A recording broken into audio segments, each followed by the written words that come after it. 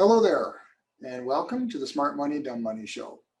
My name is Keith Richards, and I am your host. I'm also the President and Chief Portfolio Manager and Chief Cook and Bottle Washer for Value Tron Wealth Management.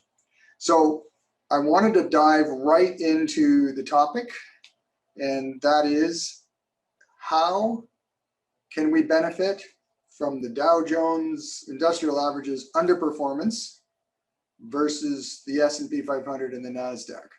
Now, if anybody follows my blog regularly, you'll know that I wrote a blog on this topic, but today I'm going to be covering really what specific sectors that we should be watching, and I want to particularly focus on one sector that I see great opportunity in, because there is a real both technical and seasonal opportunity approaching that will come out of this relative divergence between the Dow Jones Industrial Average and the S&P 500. So I'm going to share the screen and I'm going to get right into a bit of a PowerPoint that I put together for you. Ooh, a PowerPoint. So let's call this Opportunity Summer 2021. And this is the chart that I presented on the blog, the red line being the S&P 500, the black line being the Dow Jones Industrial Average. You can see the red line, the S&P 500, has been making new highs this month. The black line has been lower than its high, which was early June. So the Dow is actually lower than it was a couple of 3 weeks ago, 4 weeks ago, I guess. And the red line is higher than it was. So that's a real cause for concern as far as people who want to see a diversified spread of breadth. We'll get into that in a little bit, but I want to just kind of focus on the elephant in the room, and that is why the S&P itself, moving my little picture there, why the S&P 500 itself has outperformed by so much. And the reason, as some of you probably are aware, is because of the outperformance of the technology sector. Now, technology stocks, as we'll see in a second, have done really well over the past month, month and a half.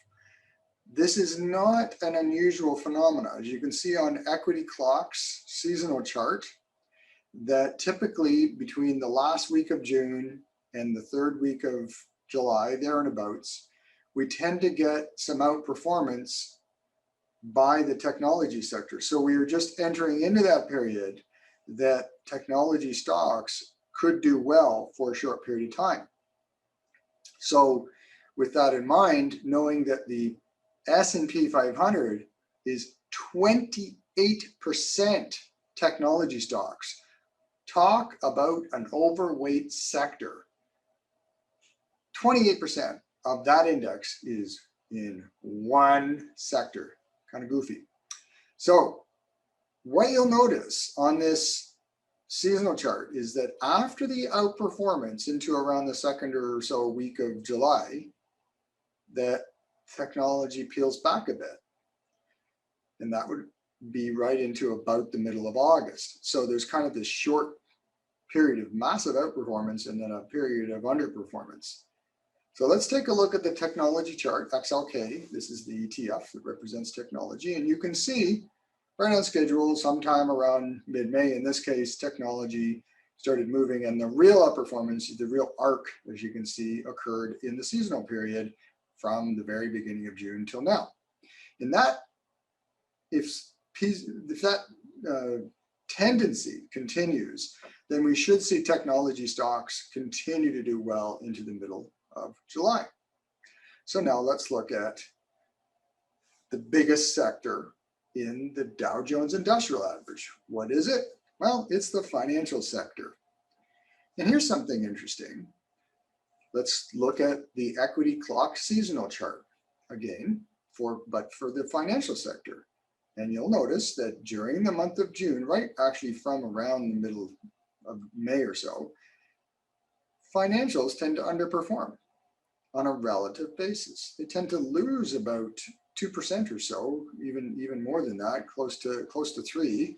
The way you measure an equity clock chart, by the way, is you take that level, which is almost a +1, and you go to the bottom, and that would be almost -2. So you're almost talking 3% on a relative basis versus the S&P 500. So that it should underperform by 2.5 to 3% during this period. And that's kind of what it's done. And we'll look at the chart in a second. But what's really interesting is at that very same time, right into about the middle of July, well, the financials are not doing so great. The technology sector, as we just looked, was going up on a relative basis. But come the middle of July and on into August, when the technology sector, as we just looked on the seasonal chart, tends to get weak, we see some strength return to the financials. So let's take a look. Right on schedule, beginning of June, financials, and this is the banks, by the way. So this is the bigger sector. Financials consist of the insurance companies, the banks, and I believe some of the money management tech firms, but largely the banks and insurance companies, but the banks are the big component.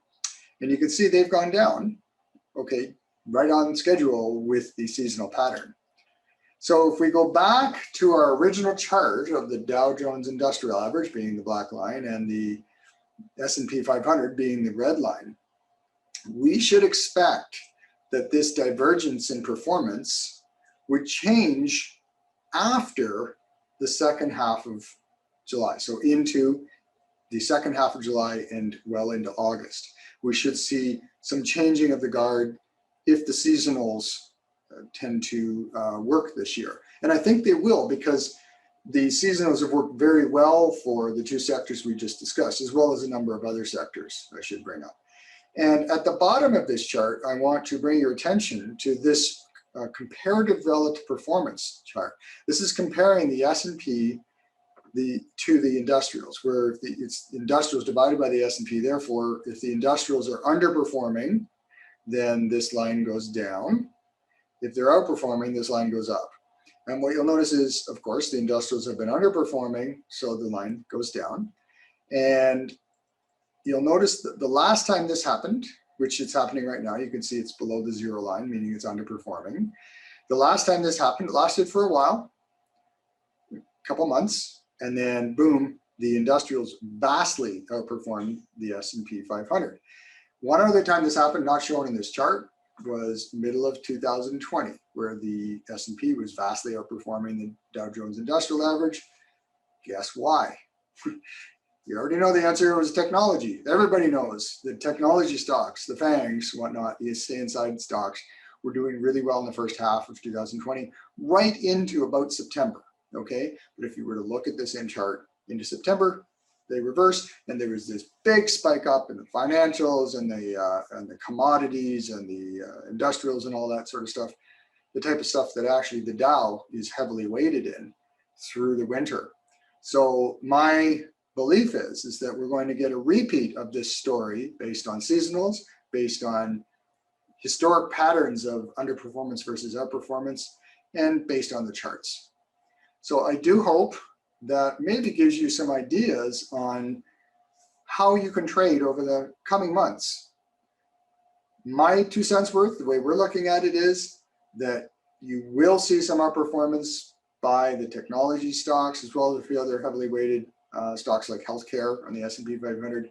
That may continue for another 2-3 weeks, who knows, but I don't think it's a permanent situation. And I think the tides are going to turn again for commodities, for financials, materials, things like that, even boring old staples, which have also underperformed somewhat lately. So thanks for watching. I hope this helps with your trading plans for the summer and into the fall. You have a good day. And if you have any questions about your own portfolio, please reach out to us at Value Trend. We're here to help.